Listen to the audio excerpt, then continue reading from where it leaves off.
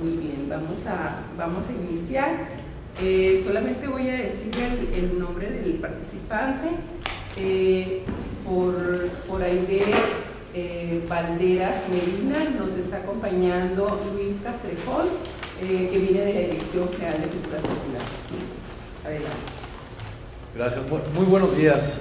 Quiero ofrecer una disculpa a nombre de Aide Valderas, compañera de la Dirección General de Culturas Populares, y que entre otras cosas tiene ella, el IMER, un programa de radio que se llama Trovadores y Juglares. En este caso me pidió leer su participación. La Asociación Civil Huitzilín, Unidos por la Cultura de Tepezintla, Veracruz, se formó en el año 2000. Tepezintla es un municipio que se encuentra al norte del estado de Veracruz, en la Huasteca. En las comunidades de ese municipio hay una importante presencia de habitantes náhuatl. Huitzilín es una palabra náhuatl y significa colibrí. La asociación se crea como respuesta ante la falta de ofertas culturales en el municipio. Doña Antonia Vera Baltasar es la directora del grupo y trabaja junto con un grupo de apasionados colaboradores. Uno de los ejes rectores del trabajo es fortalecer la identidad de sus habitantes en torno a lo huasteco. Algunas de sus actividades son talleres de música, danza, náhuatl, bordado, la misa huasteca, fiesta de lotes, fiesta del huapango y la chiquihuapangueada. Antonia Vera Baltasar, directora de la Asociación Civil Unidos por la Cultura, abre las puertas de su casa a los talleres del son huasteco. Algunos de los maestros del taller han sido don Marcos Salazar, Julián Cuervo, Fernando Méndez, Luis Miguel y Daniel Santiago. El taller actualmente cuenta con más de 40 alumnos y a lo largo de 10 años se han conformado diversos tríos de niños y jóvenes guapangueros. Los talleres se han enriquecido con los cursos temporales que han impartido maestros de diferentes lugares del país, como Ernesto Anaya, Eduardo Bustos y Jorge Moreno, por mencionar solo algunos. Los maestros han ido y venido por diversas circunstancias. Un parteaguas en el taller fue cuando los niños se quedaron sin maestros. Fue así como los alumnos más adelantados ante la necesidad se vieron obligados a convertirse en formadores, como el caso de Vladimir Ordóñez y Jesús Morales. Ellos tomaron las riendas del taller con el apoyo de Eric Flores y Yunuel de la Cruz. Los alumnos, ahora maestros, ofrecen su trabajo a modo de retribución por todo lo recibido. Lo brindan no como pago, sino como gratitud. Para dejar testimonio del trabajo que se realiza en los talleres de música huasteca, César Juárez, junto con doña Antonia, coordinaron y produjeron el disco Huitzilín Canto de Colibrí. Con este material discográfico participaron los tríos Alegres Son, Cantores del Son, Encanto Huasteco, Camaleones de Tepezintla, Tierra Huasteca, Corazón Huasteco y un ensamble con todos los alumnos. Este disco fue grabado durante una semana en Tepezintla. Incluye 24 piezas, sones huastecos como la Tuxpeñita, Techisco, Tepezintla, la Prietita Clara, la Calambria, entre otros, así como sones para las danzas del rebozo, velotes y comanches. El trabajo ha dejado una profunda huella en los niños y jóvenes de Tepezintla. Un ejemplo es Edson Ontiveros, quien se integró a los talleres en el año 2008, cuando tenía 11 años de edad. Edson narra en el cuadernillo del disco: yo no tenía tanto interés por otras cosas como el fútbol, jugar con mis amigos, ya todo era para mí el violín.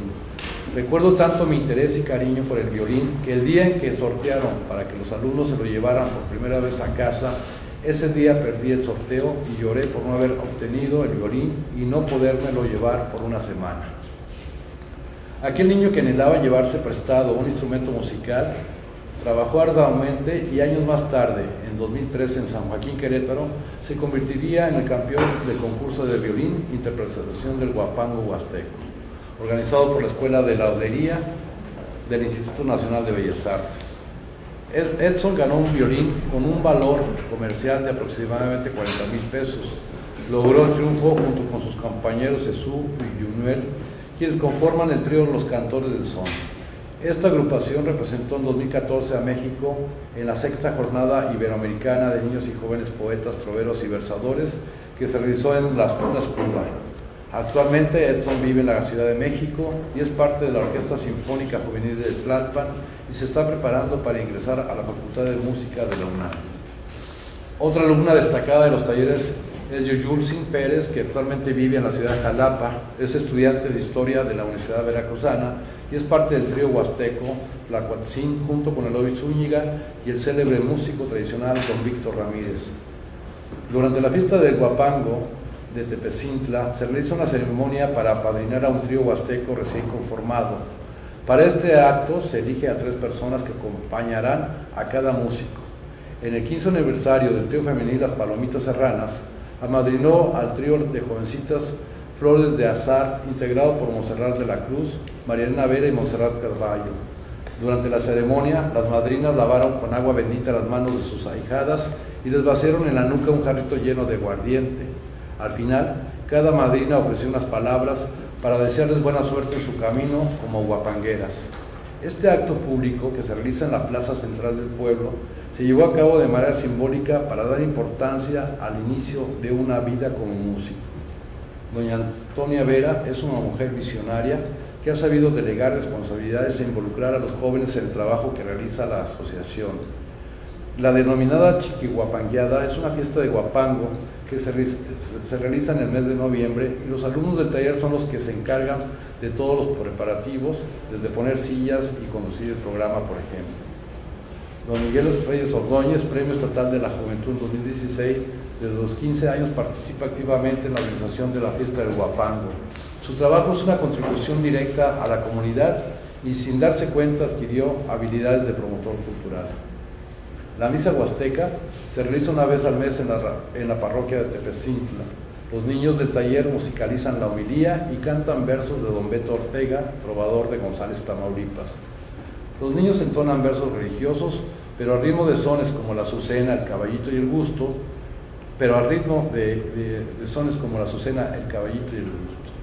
La misa huasteca nace de la inquietud de poder llevar guapangos a un espacio donde los habitantes de Tepezintla puedan escuchar sones para que los padres de familia conozcan el trabajo de Huitzili y dejen ir a los niños a los talleres.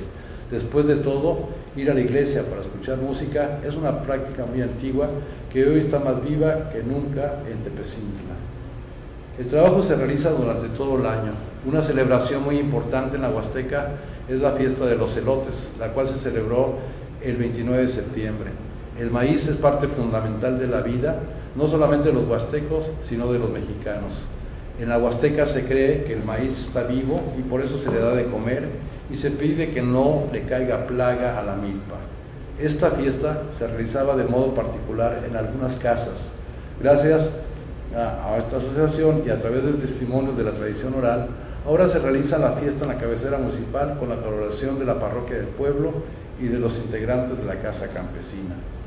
Doña Antonia es aquella maga que hace posible que los niños sueñen con llevarse un violín a su casa, gestora que forma promotores culturales. Actualmente, el estado de Veracruz está pasando por una situación sumamente crítica. Doña Antonia Vera contribuye de manera real a reconstruir el tejido social. Esta asociación muestra que a través del trabajo comunitario y el son huastecos es posible construir una cultura de paz en este país que tanta falta nos hace. Y hasta aquí el texto de la maestra Aide Valderas Medina. Muchas gracias.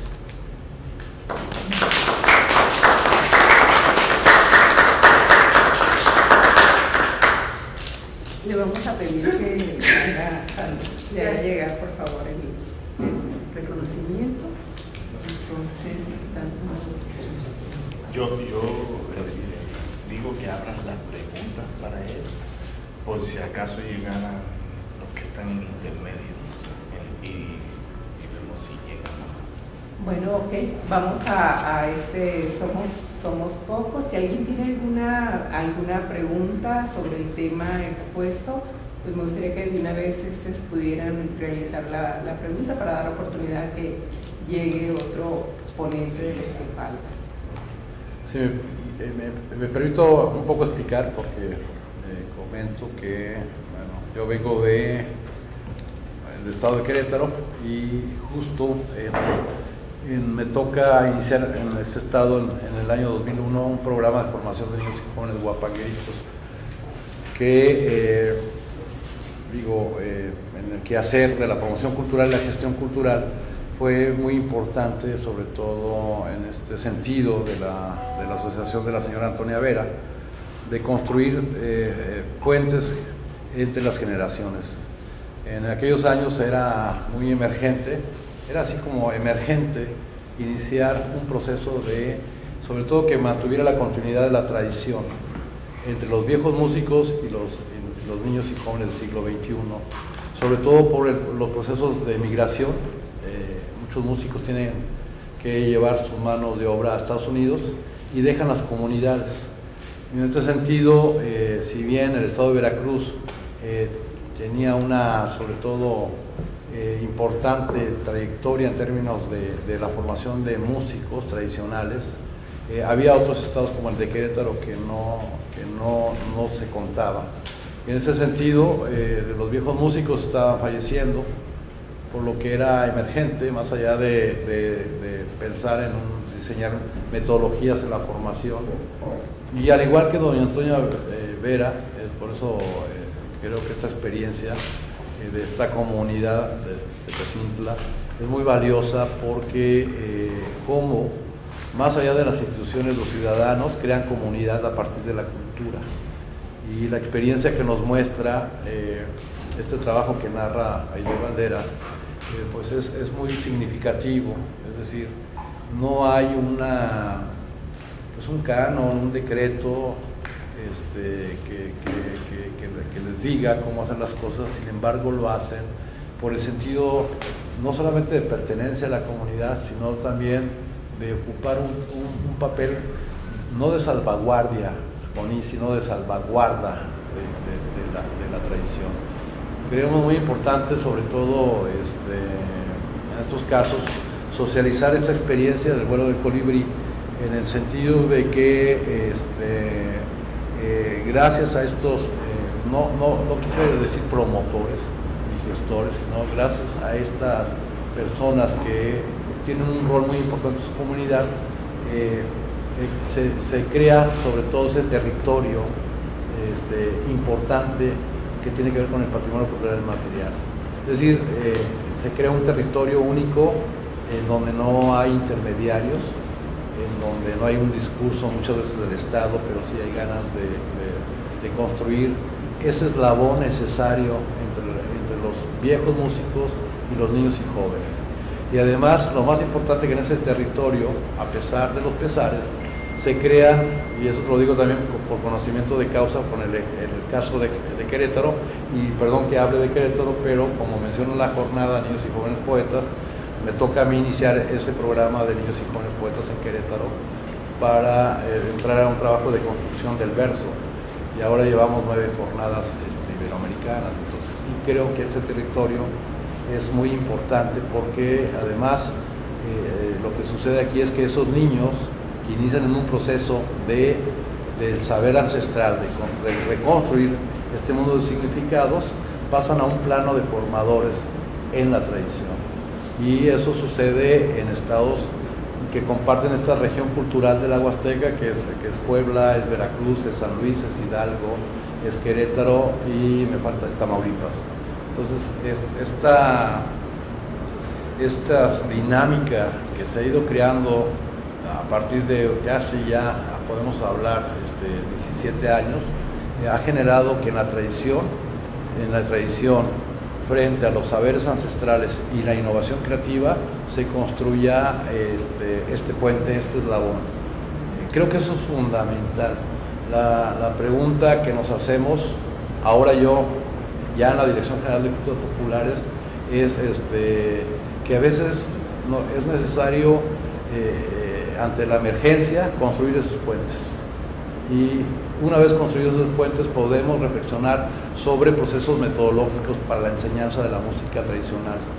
Eso, en mi caso, fue una discusión muy interesante y muy nutritiva que tuve, sobre todo como aliado a Guillermo Velázquez y Eleazar Velázquez, para reflexionar sobre esta tarea.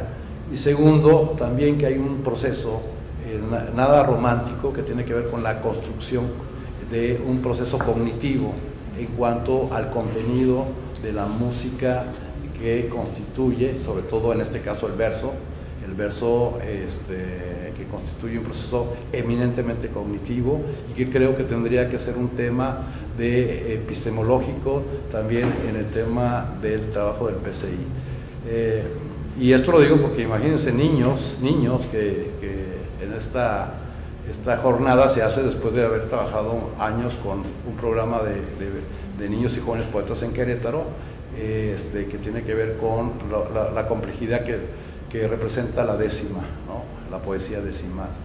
Y ahora, pues esto creo que vemos, no se dan tampoco por mayor los niños poetas, no es un trabajo que se haga por decreto o por una orden institucional, sino es un proceso que se da en el contexto natural y que los músicos, en este caso niños y jóvenes, porque son músicos tradicionales, pero del siglo XXI, que igual terminando de hacer su improvisación, bueno, pues se van a donde los jóvenes tienen que irse y disfrutan lo que los jóvenes hacen.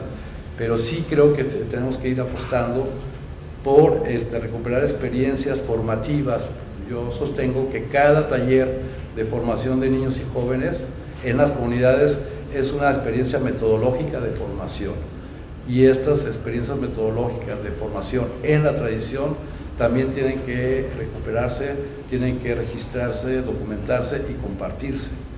Porque siempre está este dilema que ahí no le entramos al principio porque era emergente, si nuestros niños tenían que tener una formación académica musical, ¿no? En ese momento no era el planteamiento. Sin embargo, como pasa acá con estos jóvenes de Veracruz, empiezan a tomar caminos también de formación académica que evidentemente les amplía el horizonte musical. Y si hubiera alguna pregunta, ya no sé si me pase de tiempo. Muchas gracias. Vamos a ceder la palabra a Vladimir Monteño Prado. Buenas tardes. Yo les presento hoy acá una ponencia que está titulada Los procesos de patrimonialización y salvaguarda autogénicos de la comunidad yoruba en Cuba. Muy rapidito como contexto para ubicarlos, lo que se llama Yoruba es generalmente conocido como el grupo religioso más vulgarmente conocido como la santería, pero desde ellos se autodenominan Yoruba. Entonces, para que más o menos se ubiquen en lo que vamos a hablar, y son procesos autogénicos, es decir, procesos desde ellos, no procesos que vienen desde fuera de ellos. Entonces, les presento mi ponencia. La puesta en valor de una práctica cultural y los procesos de salvaguarda a los que se someten han sido diferenciados en cuanto al punto de partida de dichos procesos.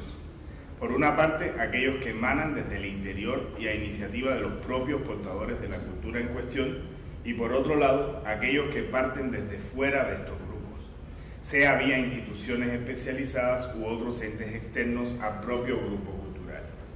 Dicho punto de partida no exenta estos procesos del contacto o colaboración con la otra parte, ya que es conocido que casi siempre existe este fenómeno relacional. Esta ponencia pretende dar a conocer los primeros avances de una investigación centrada en el cómo se manifiestan estos procesos de patrimonialización y salvaguarda desde el interior y a iniciativa del grupo religioso Yoruba en la isla de Cuba, a saber su expresión autogénica, que ha permitido su supervivencia desde la época colonial hasta nuestros días, así como su salvaguarda ante la sociedad mayor a la que pertenece.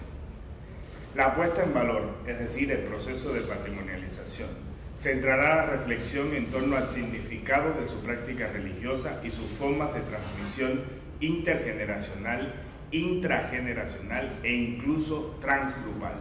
Y la salvaguarda se explicará a partir de los ingentes esfuerzos e iniciativas propias emprendidas por el grupo con vistas a cubrir todas y cada una de las medidas que enmarcan el ejercicio salvaguardista, sin que esto implique necesariamente que el grupo esté especializado y o conozca siquiera estas exhortaciones a políticas de este tipo hechas desde la comunidad internacional, es decir, desde la UNESCO o desde el Estado-Nación, es decir, Cuba.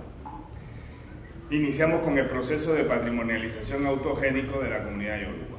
Si la patrimonialización es una puesta en valor del bien cultural y reconocemos que los hombres tienen mucho de ser culturales, por no decir todo, entonces podremos avanzar hacia la idea de que todos los grupos humanos otorgan valor a ciertos bienes culturales y por ende patrimonializan, que es diferente a constituir patrimonio.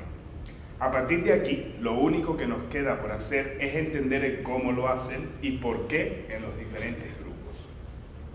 Esta es la primera línea de esta investigación y se basa en el entramado de significaciones que ponen en valor al bien cultural, en este caso una religión, y por el otro lado busca entender cómo se transmite esta valoración en el grupo yoruba e incluso en la interacción de este grupo con otros grupos. No podemos recrear en la ponencia toda la investigación, pero sí los resultados más relevantes y puntuales que arroja hasta este momento. En materia de las significaciones que soportan la patrimonialización de la religión yoruba, es decir, su puesta en valor, se van perfilando un grupo de significaciones que yo he llamado nucleares y otros que he llamado periféricos, pero no por ello menos importantes. Los nucleares son hasta el momento, en primer lugar, la relación de su religión con su propia identidad. Es decir, a través de la religión, ellos han logrado construir su ser histórico, su ser presente e incluso su ser futuro. En segundo lugar, el papel de la religión en la reproducción de sus estructuras de parentesco, que fueron destruidas por la esclavitud en la época colonial, y es la religión la que les ha permitido volver a retejer todas estas estructuras de parentesco, sea de tipo ritual, de tipo mítico e incluso consanguíneo. En tercer lugar está el aspecto político de la religión y su incidencia en la distribución y uso del poder, es decir, como elemento de resistencia, supervivencia, posicionamiento frente a la nación, formas de organización social y distribución de los recursos de interés público. Los significados periféricos que sustentan la valoración de la religión yoruba son hasta este momento la importancia de la práctica religiosa en la preservación de otros bienes culturales transreligiosos. Es decir, esto es muy importante porque uno va encontrando cómo dentro de la práctica religiosa es donde uno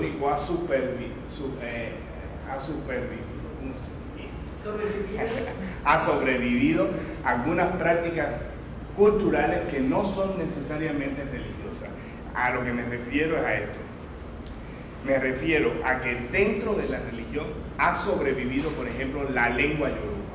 Los yorubas en Cuba no hablan yoruba en ningún contexto, a excepción de en sus momentos de catarsis religiosos o rituales. Por eso es que se llama ahora, hoy en día, ha pasado a ser una lengua ritual y únicamente ritual. Hablan sus lenguas solo dentro de sus rituales. Y lo mismo ha pasado con su música, con su estética y con sus relaciones interétnicas. Solo a través de la religión ellos reproducen estos otros bienes culturales.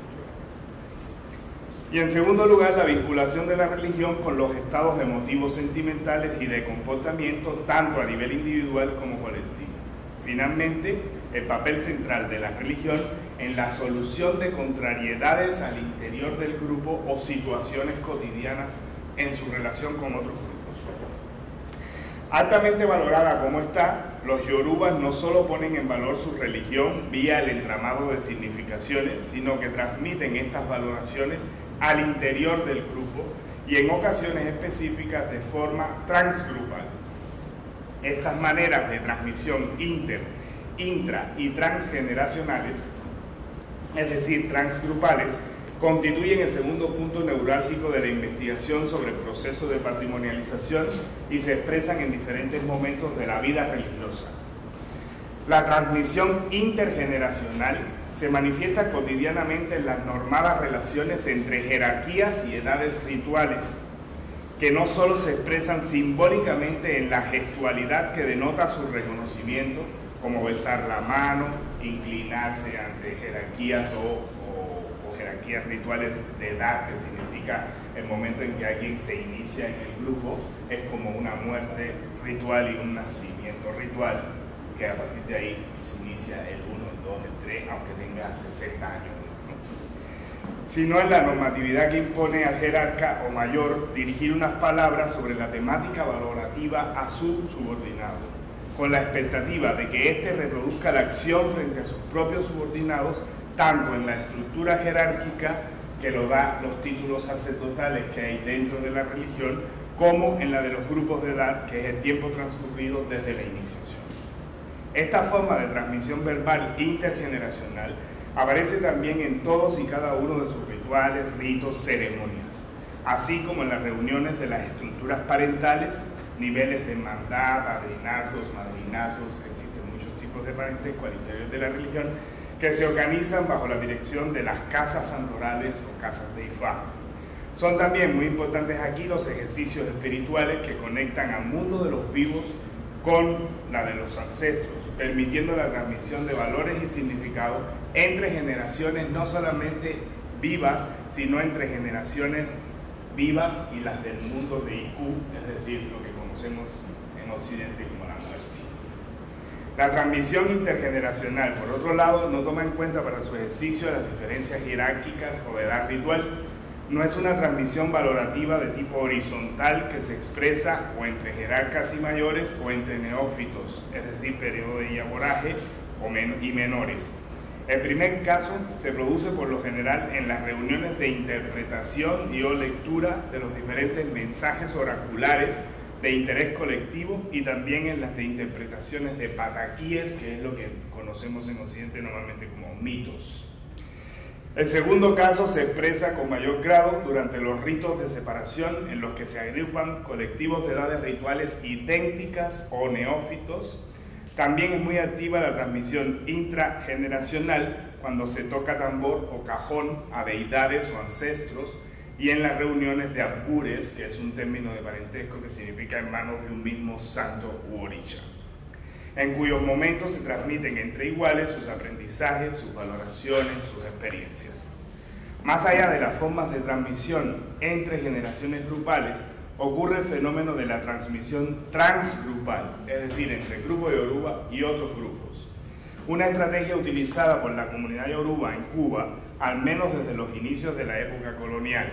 Se hace posible gracias a un momento específico del ritual de iniciación yoruba, en el que se invita a no yorubas a participar en dicho espacio, en el que está establecido un momento en el que se transmiten parte de los significados y valores del ritual y su finalidad dentro del sistema religioso. Este acto de habla ritual constituye en sí un mecanismo inicial de reclutación hacia el grupo, pero es también el inicio de una gradual transmisión transgrupal de valoración de la religión que continúa en cada calle, local o rincón, donde no yorubas preguntan curiosamente por los fundamentos, características o cualquier otro tema relacionado, recibiendo como respuesta una incompleta transferencia de significados que no es al 100% hasta su sometimiento no obligatorio al ritual iniciático. Es decir, hacen una transferencia media de conocimientos a los no yorubas y no se niegan a que estos entren a la religión si les interesa conocer mucho más. Es como una estrategia de transferencia media que llama o recluta a aquellos que son más curiosos a que se vayan introduciendo cada vez más en la religión. Terminado lo que es el proceso de patrimonialización, voy a pasar al proceso de salvaguarda autogénico de esta comunidad yoruba. Los procesos de patrimonialización, salvo algunas excepciones, deben conducir a procesos de salvaguarda, así lo entiendo yo. Mis colegas tienen así una super discusión conmigo porque algunos homologan ambos procesos. Yo entiendo que son procesos diferentes. De hecho, la práctica cotidiana de una expresión inmaterial puede ser considerada en sí misma como salvaguarda.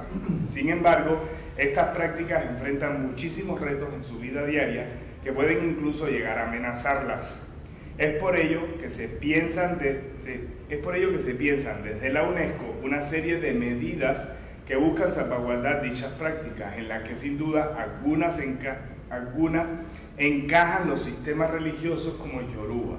Lo que estoy haciendo es retomando lo que la UNESCO considera como medidas de salvaguarda y ver si tiene algún tipo de expresión autogénica dentro de la comunidad yoruba.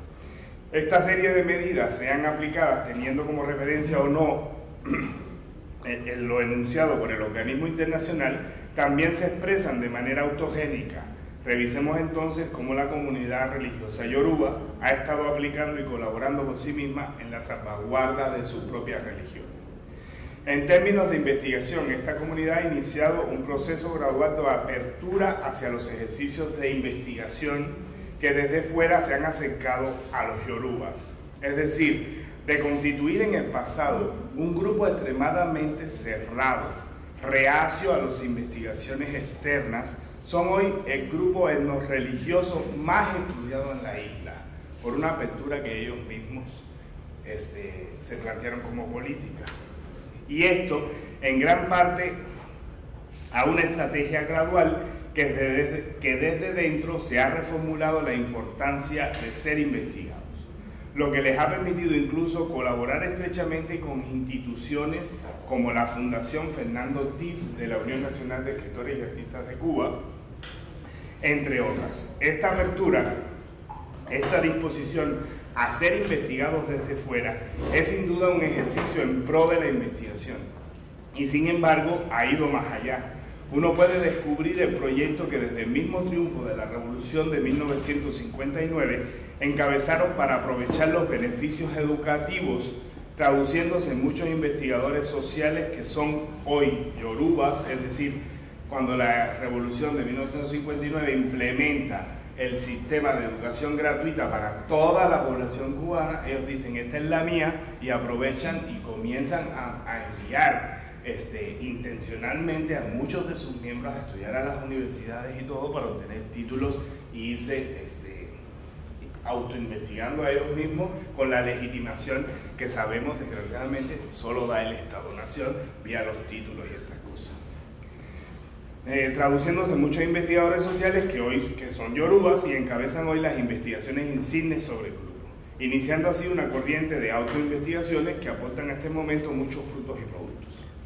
Esta misma corriente ha permitido al grupo yoruba involucrarse cada vez más en la identificación de sus expresiones inmateriales, lo que ha permitido identificar estas expresiones transreligiosas que involucran a la lengua, las danzas, los mitos, la estética, los conocimientos cosmológicos y cosmogónicos y su implicación en la relación con la naturaleza.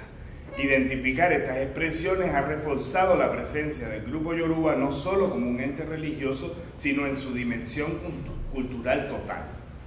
La documentación escrita de sus expresiones inmateriales se traduce en más de 100 obras de este tipo, pero recientemente han dado el paso hacia la autorización y autoproducción de documentación audiovisual de algunas de sus prácticas, que ya se transmiten en filminutos en los más medias de toda la nación y o documentales sobre ciertos aspectos de su pensamiento mágico-religioso. Han participado además en producciones animadas que documentan sus mitos y creencias y finalmente han accedido a que se filmen a sus más reconocidas autoridades.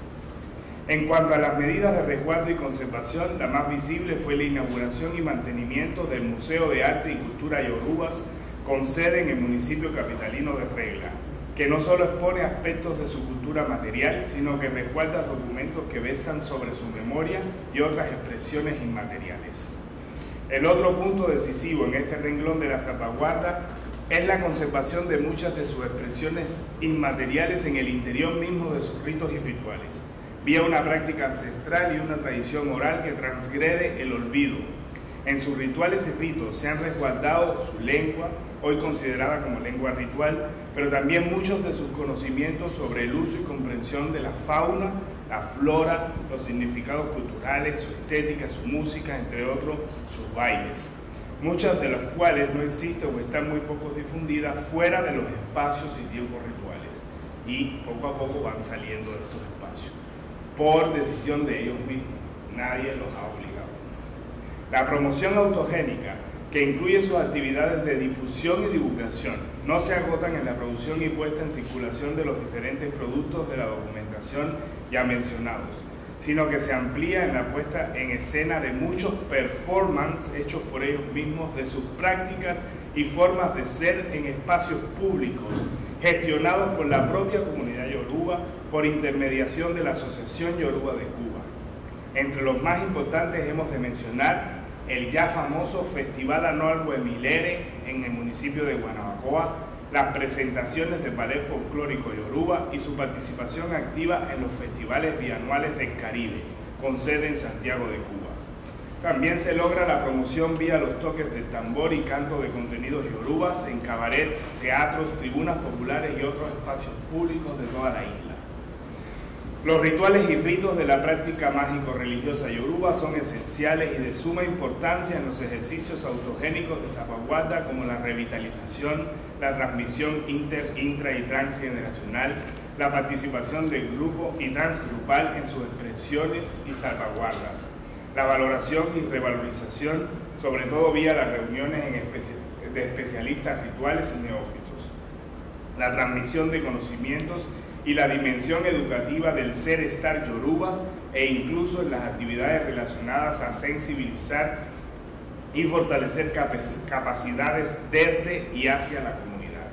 No es por ello que el espacio y tiempo rituales constituyen el objeto de estudio sobre el cual se sustenta la hipótesis a desarrollar, que relaciona directamente al ejercicio autogénico de salvaguarda con la religión como bien de la cultura inmaterial y punto de partida de los también autogénicos procesos de patrimonialización, cuyo desarrollo y entendimiento permitirá en un futuro conformar mejores políticas de articulación proyectiva entre lo autogénico yoruba y lo heterogénico que se interesa por lo yoruba.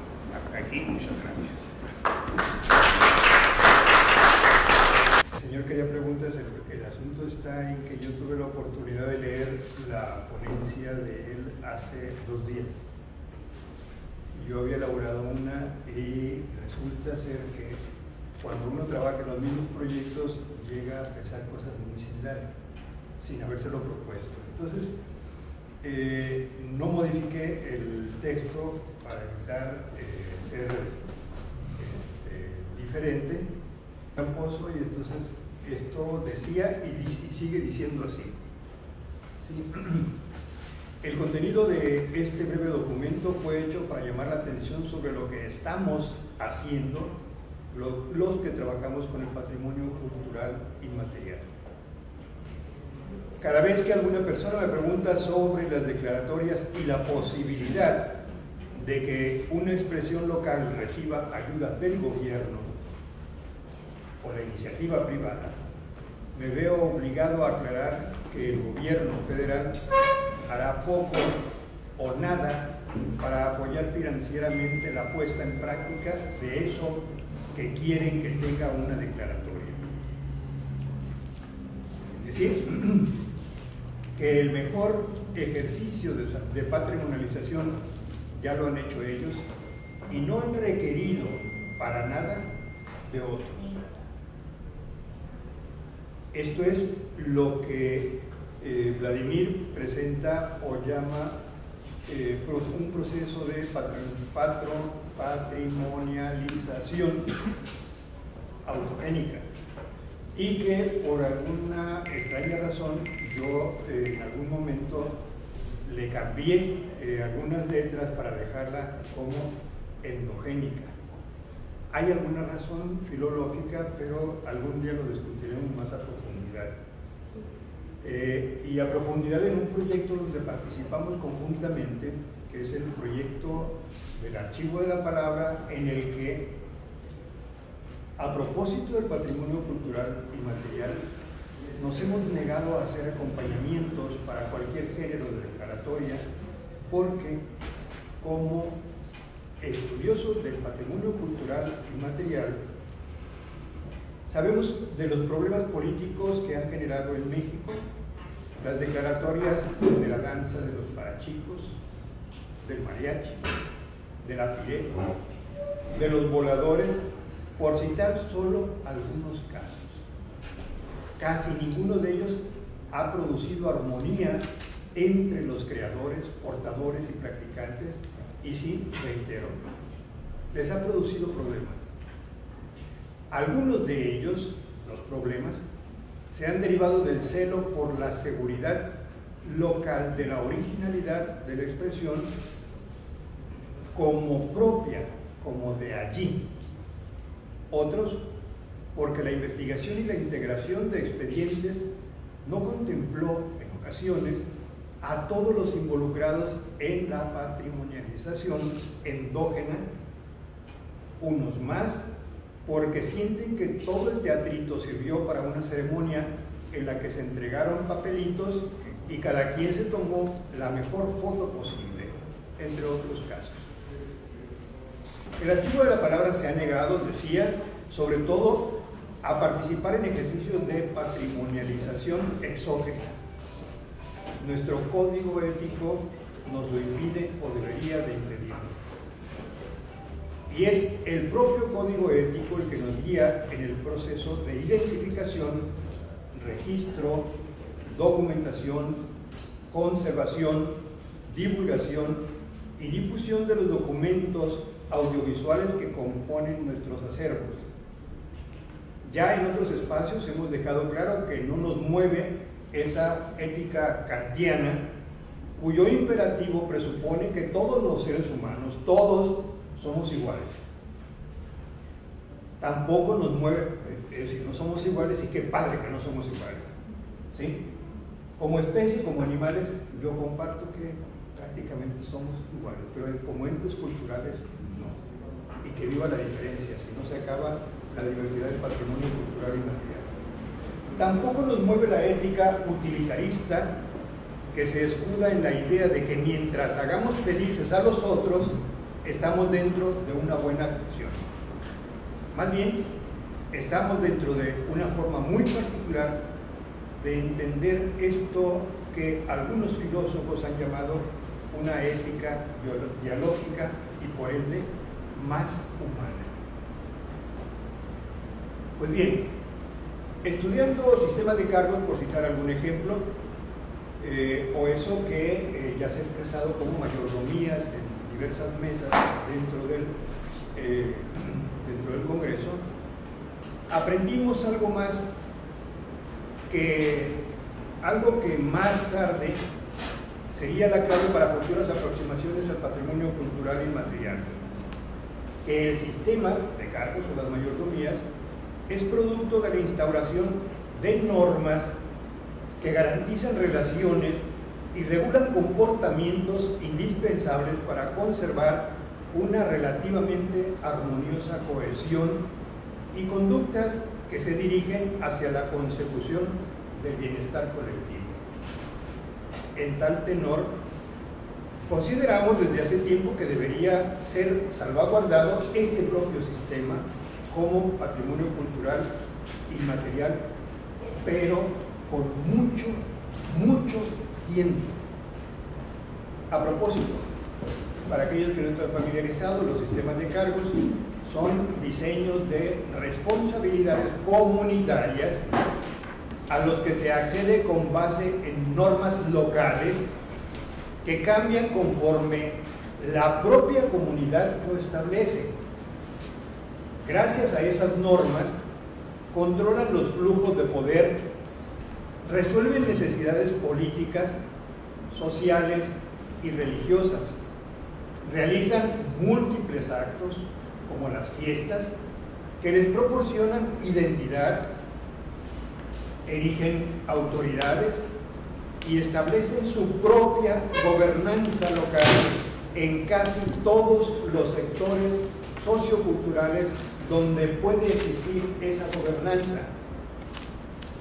Comúnmente se les conoce, decía, como mayordomías, fiscalías, carguerías y en algunos casos hasta gobiernos locales.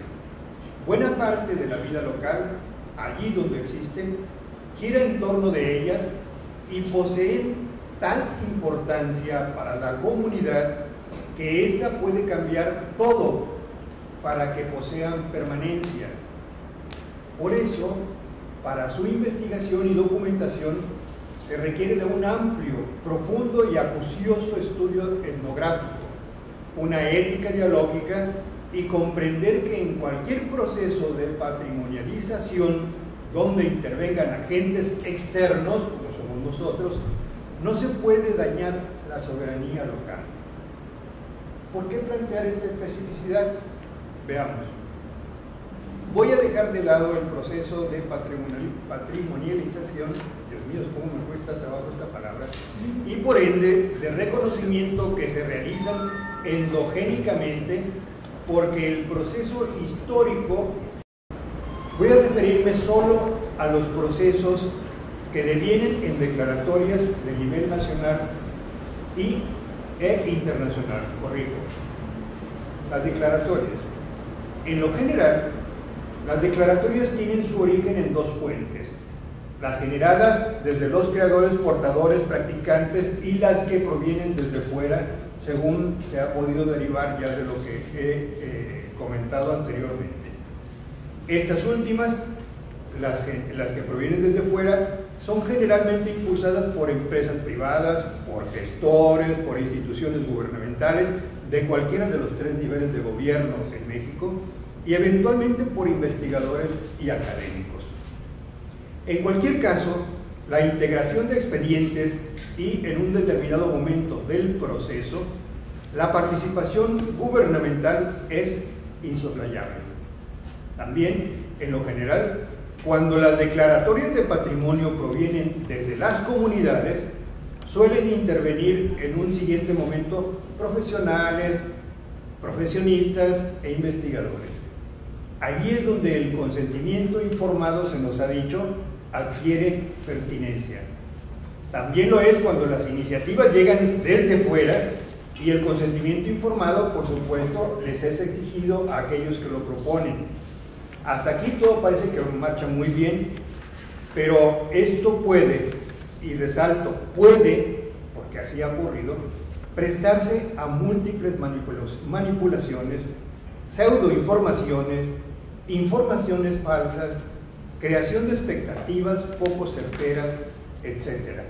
No estoy diciendo que así ocurra siempre, y por eso lo expresé, puede, y lo subrayé, puede que esto ocurra. Veamos, una comunidad cualquiera quiere que su expresión musical, por ejemplo, sea sujeto de una declaración como patrimonio nacional o mundial. Recurre a un gestor, este les explica todo el proceso, incluido que deberán ajustarse a las normas y procedimientos establecidos en legislaciones nacionales e internacionales. Es decir, está obligado a advertirles de derechos y obligaciones. ¿Acaso les explicará sobre los riesgos que corre la expresión cultural si se logra la obtención de la declaratoria? Veamos otro caso. Un gestor o investigador tiene el proyecto de convencer a una comunidad para que una de sus expresiones del PCI sea declarada como patrimonio nacional o internacional. Plantean el proyecto, recurren al consentimiento informado y dan el banderazo al proceso. ¿Qué es lo que hay de común en ambos casos?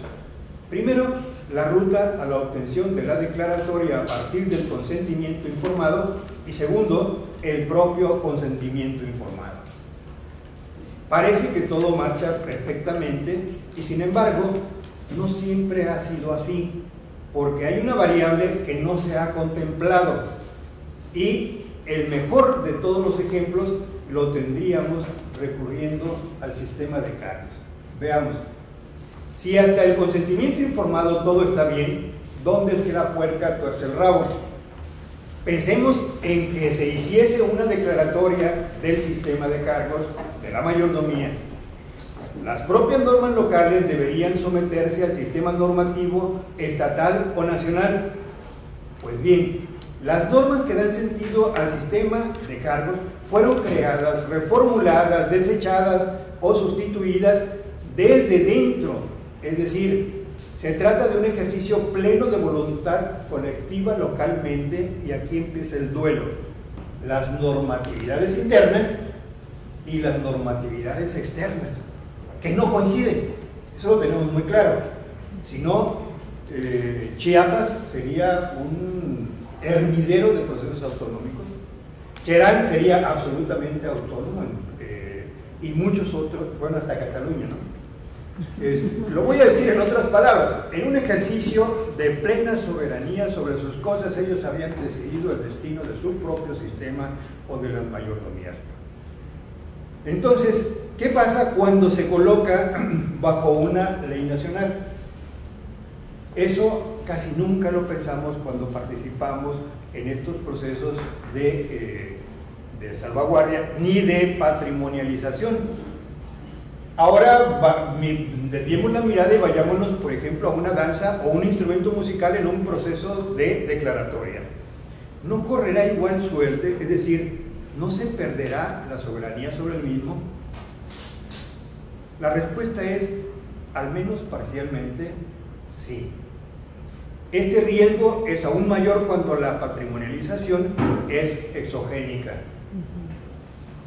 Se me dirá que la expresión en cuestión le sigue perteneciendo, y esto es cierto, pero al ser el patrimonio nacional, o mundial, hay un desgaste de la soberanía comunitaria y se corre el riesgo de que se pierda el sentido original, incluso de que gire totalmente a su folclorización. El peligro está ahí, pero no tiene por qué ser tan temible, y en ello bien puede jugar un papel bueno o quizá útil esto que decía hace unos minutos, la ética dialógica. Además, deberíamos estar enteramente advertidos de la conservación, por encima de cualquier cosa, de la soberanía comunitaria sobre el bien sobre el cual se está actuando.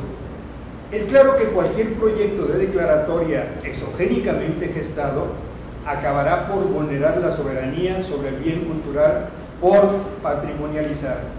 También lo es que, aunque endogénicamente se haya intentado el inicio del proceso, al encuentro con cualesquiera de los niveles de gobierno, la posibilidad de vulneración de la soberanía estará atisbando permanentemente.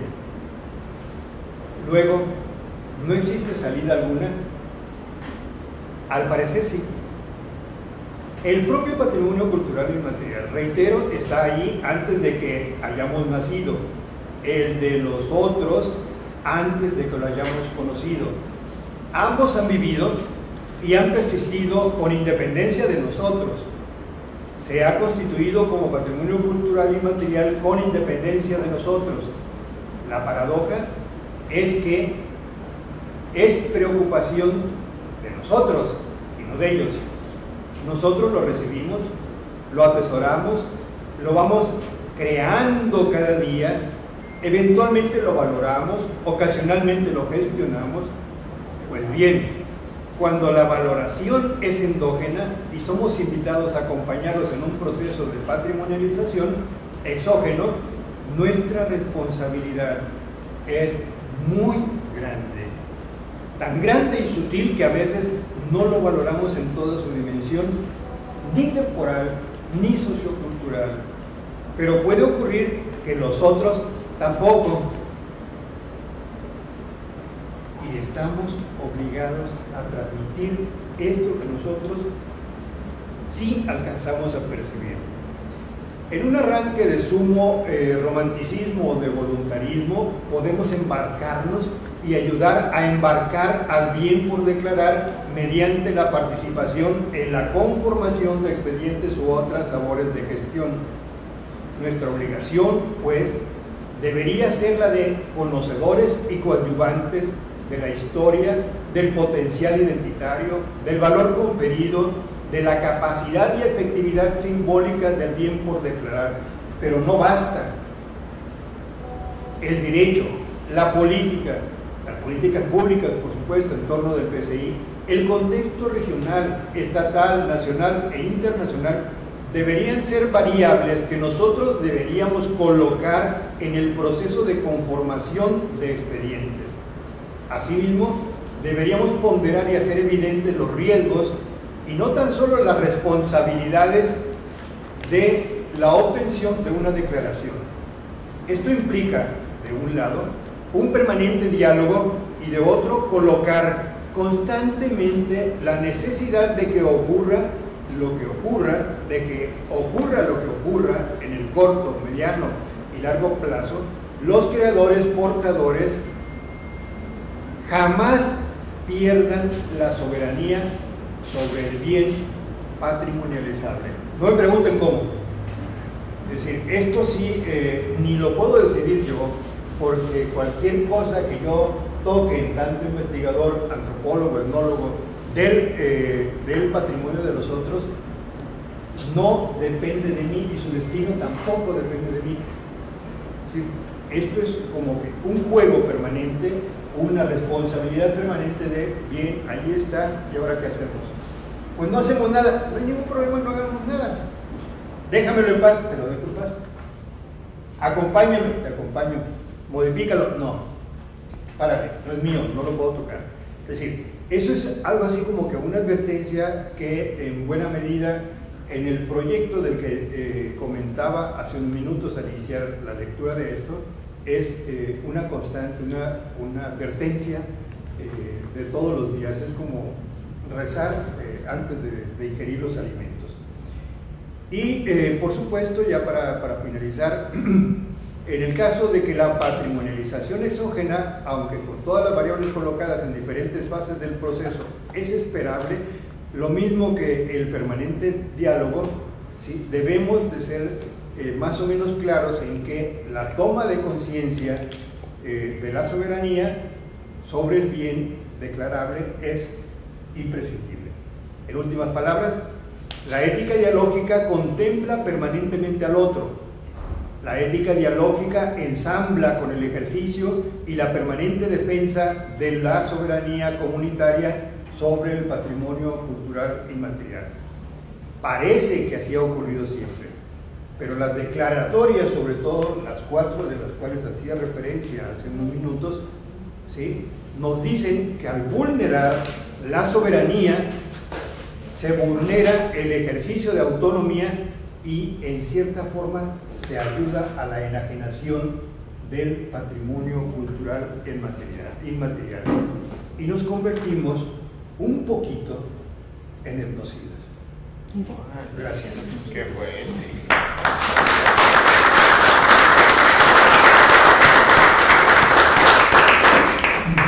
Si hay alguna pregunta, por favor, la pueden revisar. Sí. Ahorita. Sí, Marilena. Doctor, muy interesante la ponencia, dura, Muy dura, y creo que hasta de alguna manera de pronto aquellas instituciones que tratamos de colaborar con las comunidades para un trabajo, híjoles, nos pega. Yo, como en el caso de PACNIC, que trabajamos, la política y bueno, la línea de trabajo del programa ha sido efectivamente que sean los creadores de la cultura popular quienes presenten sus proyectos. Así lo vislumbró el doctor Murphy Batalla, y de pronto pues no lo vio de manera externa. Había alguna institución, nosotros también caminamos y acompañamos. ¿Cuál es la alternativa? Porque entonces pareciera ser que el tocarlos, o el apoyarlos, no tendría, modificaría cualquier proceso de trabajo con ellos. O sea, somos coadyuvantes, pero muchas veces no existe toda la información. ¿Y cómo podemos trabajarla? O sea, la ponencia me gustó, pero realmente me dejó más que pensar que podemos hacer un trabajo transdisciplinario y profesional en este país, colaborando todos, porque finalmente esos valores de identidad que pueden ser de esa región, de esa comunidad, algunos nos toca a nivel nacional.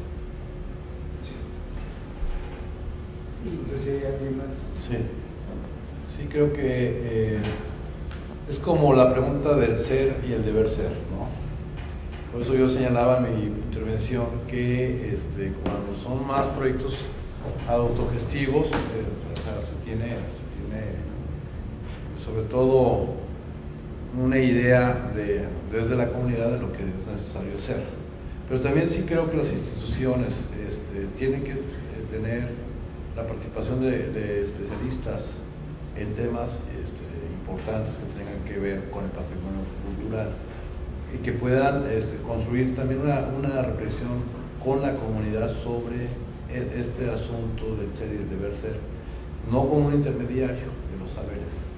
Por eso yo hablaba que sí se tiene que también hablar de una epistemología en torno a la construcción de saberes, y de saberes que tienen que ver con lo ancestral y con lo actual, con la cognición y con el pensamiento de la comunidad.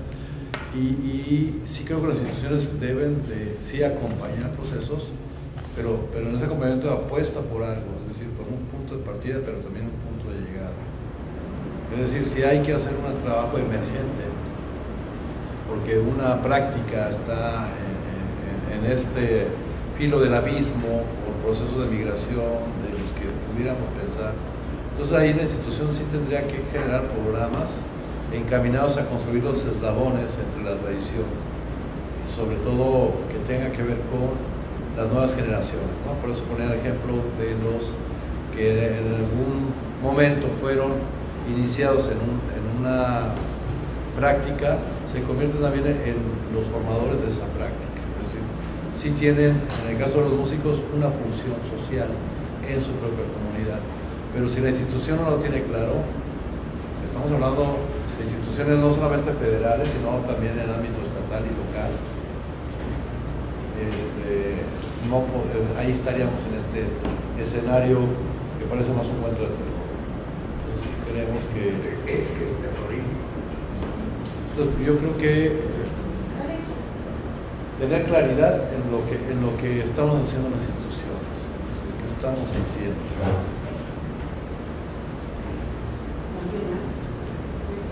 ¿Otra pregunta?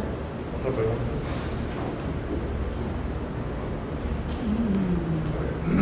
Bueno, Permítame un segundo. Hilario, sí. Me pareció puntual, ¿no? Este tema de finalmente terminamos en el trabajo con las comunidades, aunque la intención sería desde las comunidades, ¿no? Aquí en tu ponencia me llama la atención y me parece importante las estructuras comunitarias. Estas estructuras comunitarias que, como bien es cierto, tú lo comentaste, tienen sus propios procesos, sus propios desarrollos, pero sobre todo ya son instituciones que son representativas de las culturas, ¿no? Que son representativas de todo el sistema cultural que prevalece en las comunidades. Esta idea de declarar en algún momento, ¿no? Creo que viene un poco a acercarse al tema de la solución de conflictos. Digo acercarse, no sea la solución, pero creo que cuando hablamos de derechos humanos, no compartimos esa idea de que existen ya instituciones locales, que además vienen desde el siglo XVI, ¿no? Y que son las que han permitido en cierta manera la sobrevivencia y la transmisión generacional de sus prácticas culturales, porque forman parte de su sistema. Las mayordomías forman parte, son el sistema. Y sin embargo, creo que las invisibilizamos cuando hacemos trabajos de patrimonialización, ¿no? Nos acercamos comúnmente a las autoridades locales, y aquí vamos a hablar de un tema de lo local a lo nacional y de lo local a lo global, ¿no? Estructuras que si han sobrevivido durante años y que han permitido esta sobrevivencia de las prácticas, ¿cuál es la razón por la sustitución por instituciones más oficiales? Hacienda nos requiere ciertos criterios, es ahí un primer problema. Nuestro sistema institucional en México no permite pero me pregunto, ¿podrá ser al momento del reconocimiento de estas estructuras un poco acercar justamente los apoyos, tanto nacionales como extranjeros, etcétera, etcétera? Al hacer visibles estas estructuras comunitarias, que son además complejas de por sí, ¿no? Me parece que sería como un acercamiento a lo que llamaríamos realmente un proceso de salvaguardia, ¿no? Esta parte me gustó, este reconocimiento, o sea, reconocer que existen estructuras comunitarias y que son ellas las que en cierta manera, las que organizan a la comunidad. Me parece que es un buen planteamiento para acercarnos, y un poco también entonces entraríamos a la invisibilidad de los gestores. Perdón, nada más quisiera saber en concreto cuál es la pregunta. ¿Cómo es tu propuesta para declarar justamente estos sistemas comunitarios legitimados desde el siglo XVI? Ok, vamos a darle la voz para que nos responda, porque nos quedan 8 minutos solamente. Un minuto. Mira, la verdad es que yo no quiero declarar. Entonces, es que tiene que ver, voy a empezar al revés porque tiene que ver con todo el problema como lo veo yo, no desde hoy. Esto es una discusión que yo me cargo desde los años 90 y que ha sido la gran preocupación, y de pronto me estalla en las manos cuando empiezo a trabajar, empiezo a conocer lo que es el PCI. Yo no sé nada de eso, pero me gusta el tema. Entonces, ¿cuál es el problema? El gran problema es que nosotros estamos entrampados en un relato que se llama derecho. Sí. Y esa trampa del derecho es un derecho que se construyó a partir de un selecto grupo de individuos metidos en el pensamiento occidental. Un derecho que dice que las personas tienen cuatro ¿cómo se le llama? Características, se me acaba de ir la palabra. Atributos. Tienen 4 atributos. Pero nunca se les ocurrió pensar que hay una enorme cantidad de sociedades en las cuales hay un atributo más, o nosotros mismos nunca quisimos reconocer ese atributo, que es la diferencia cultural. El derecho a la cultura, el derecho a la diferencia cultural como atributo de un derecho colectivo. Y aquí apenas vamos por el derecho colectivo. Para que lleguemos al derecho a la cultura dentro de los derechos colectivos va a tardar un buen rato, porque no queremos acelerar el proceso. Ahí estamos. Y entonces, ¿qué es lo que pasa? Voy nuevamente, las instituciones están fundadas en un tipo de derecho que no reconoce la diferencia cultural en términos de derecho, sino en términos de una preocupación institucional. Eso me parece que es en ocasiones hasta insultante, ¿no? Pero no lo estoy diciendo para las instituciones. Esto yo lo elaboré para antropólogos que están trabajando con PCI, que investigan PCI, que se meten en procesos que eventualmente terminan siendo desastrosos porque los acompañan y luego los dejan. Ha habido muchos casos en los cuales ya les ayuda a integrar experiencias. Tenemos la declaratoria, ahí se ven, porque yo me voy a hacer otra investigación porque necesito puntos. Eso es, contra estos particularmente va este documento, ¿sí? Yo entiendo que desde las instituciones ustedes están atendiendo al derecho positivo, pero, y sí, es un derecho de Occidente, pero el derecho de ellos, ¿dónde quedó? Ustedes dicen, es que están garantizados en el artículo 2, sí, pero la Constitución reconoce estos derechos. Reconoce que ellos pueden en cualquier momento determinado decir, establezcase en la Constitución que yo en tanto cultura diferente tengo derecho a una cultura diferente y soy una cultura diferente, y mi derecho en tanto parte de una cultura diferente es el que me rige y el que tú tendrías que contemplar cada vez que te acercas a mi patrimonio. Esa es mi preocupación. Okay. Y eso está justamente en la dimensión de las dos intervenciones que tuvieron. No, yo les agradezco que se hayan interesado, pero yo sigo todavía preocupado porque estoy trabajando, cierro con esto, estoy trabajando con seres humanos, no con sujetos de derecho. ni con personas jurídicas ni con personas físicas, son seres humanos. Gracias. Muy bien.